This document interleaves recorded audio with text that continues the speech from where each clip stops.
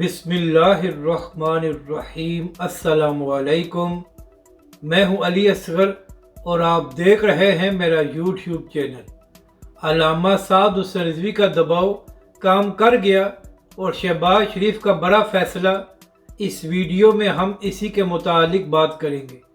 ناظرین کرام، جس طرح سویڈن میں قرآن پاک کی گستاخی کی گئی ہے، اس کے بعد پوری دنیا کے مسلمان اس کی مذمت کر رہے ہیں۔ اس کے ساتھ ساتھ بہت سے ممالک میں اس کے خلاف پروٹیسٹ بھی کیا گیا ہے۔ تو ناظرین کرام، اسی حوالے سے تحریک لبیک کے سربراہ علامہ سعد حسین رضوی نے مسلمان حکمرانوں سے یہ مطالبہ کیا تھا کہ سویڈن کا سفارتی بائیکاٹ کیا جائے، تاکہ ان کو اندازہ ہو سکے کہ ان کے ملک میں کتنی بڑی گستاخی کی گئی ہے۔ اور اس کے ساتھ ساتھ تحریک لبیک کے سربراہ علامہ سعد حسین رضوی نے پاکستان کی حکومت سے بھی یہ مطالبہ کیا تھا کہ صرف زبانی کلامی بیانات سے بات نہیں بنے گی، پاکستان کی حکومت کی جانب سے سخت رد عمل سامنے آنا چاہیے۔ اور ناظرین کرام، علامہ سعد حسین رضوی نے یہ بھی اعلان کیا ہوا ہے کہ جمعے کے دن تحریک لبیک پاکستان تحفظ قرآن مارچ کے نام سے پورے ملک میں پروٹیسٹ کرے گی، اور جو تحریک لبیک پاکستان کا مرکزی مارچ ہوگا وہ لاہور میں ہوگا۔ اور اس کے علاوہ عمران خان صاحب نے بھی یہ اعلان کیا ہوا ہے کہ پی ٹی آئی بھی پورے ملک میں جمعے کے دن ہی پروٹیسٹ کر رہی ہے۔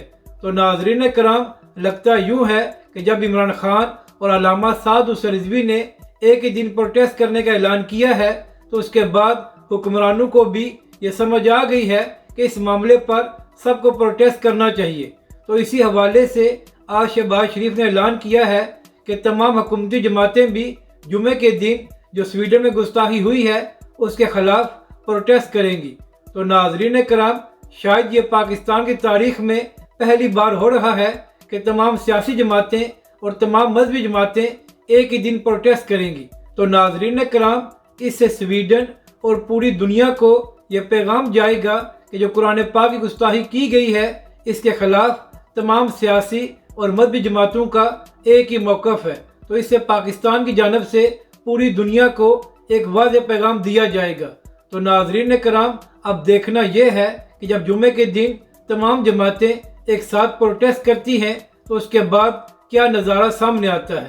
لیکن ایک بار پھر علامہ سعد حسین رضوی نے جو اعلان کیا تھا، اس کے بعد حکومت کی جانب سے بھی ایک اچھا فیصلہ کیا گیا ہے، کیونکہ ناظرین کرام، جو قرآن پاک کی گستاخی کی گئی ہے، یہ کسی ایک جماعت یا کسی ایک لیڈر کا معاملہ نہیں ہے، بلکہ یہ پوری امت مسلمہ کا معاملہ ہے، اور پوری امت مسلمہ کو ایک ساتھ اس کے خلاف سخت رد عمل دینا چاہیے، تاکہ آئندہ کوئی ایسی حرکت نہ کر سکے۔ اور دوسری جانب ناظرین کرام، علامہ سعد حسین رضوی نے army chief general Asim Munir صاحب کو بھی کئی بار یہ پیغام دیا ہے کہ آرمی چیف صاحب، جس قرآن پاک کے آپ حافظ ہیں، اسی کی گستاخی کی گئی ہے، تو آپ کی جانب سے بھی رد عمل سامنے آنا چاہیے۔